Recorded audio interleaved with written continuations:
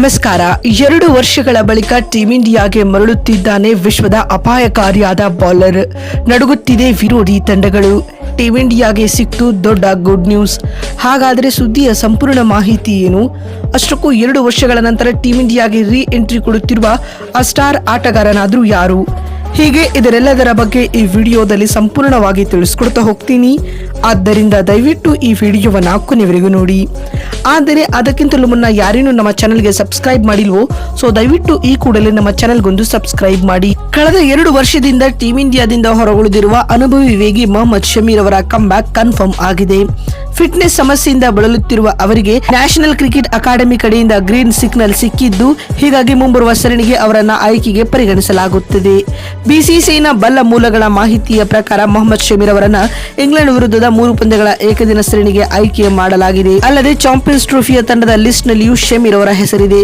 ಹೀಗಾಗಿ ಮುಂದಿನ ಏಕದಿನ ಪಂದ್ಯಗಳ ಮೂಲಕ ಮೊಹಮ್ಮದ್ ಶಮಿ ಪುನರಾಗಮನ ಮಾಡುವುದು ಖಚಿತವಾಗಿದೆ. ಸ್ನೇಹಿತರೆ, ಸಂಪೂರ್ಣ ಫಿಟ್ನೆಸ್ ಸಾಧಿಸಿರುವ ಮೊಹಮ್ಮದ್ ಶಮಿ ಬಂಗಾಳ ತಂಡದ ಪರ ವಿಜಯ್ ಹಜಾರೆ ಟ್ರೋಫಿಯಲ್ಲಿ ಕಾಣಿಸಿಕೊಳ್ಳುತ್ತಿದ್ದಾರೆ.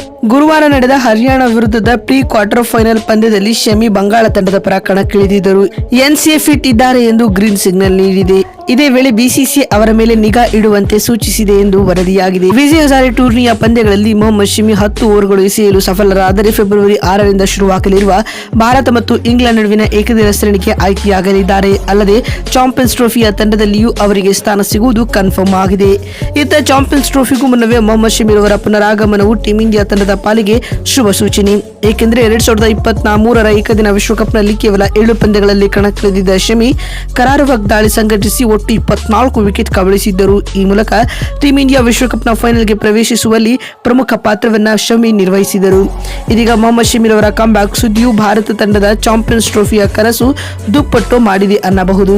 ನೋಡಿದ್ರಲ್ಲ ಸ್ನೇಹಿತರೆ, 2 ವರ್ಷಗಳ ಬಳಿಕ ಟೀಂ ಇಂಡಿಯಾಗೆ ಮರಳುತ್ತಿರುವ ಅತ್ಯಂತ ಅಪಾಯಕಾರಿಯಾದ ಬೌಲರ್ ಯಾರು ಅಂತ ತಿಳಿಸಿಕೊಡುವ ನಮ್ಮ ಈ ಪ್ರಯತ್ನ ನಿಮಗೆ ಇಷ್ಟವಾಗಿದ್ದಲ್ಲಿ ತಪ್ಪದೆ ಈ ಕೂಡಲೇ ಈ ವಿಡಿಯೋಗೊಂದು ಲೈಕ್ ಮಾಡಿ. ಮತ್ತೊಂದು ವಿಡಿಯೋದಲ್ಲಿ ಸಿಗ್ತೀನಿ. ಅಲ್ಲಿವರೆಗೂ ನಮಸ್ಕಾರ, ಧನ್ಯವಾದಗಳು.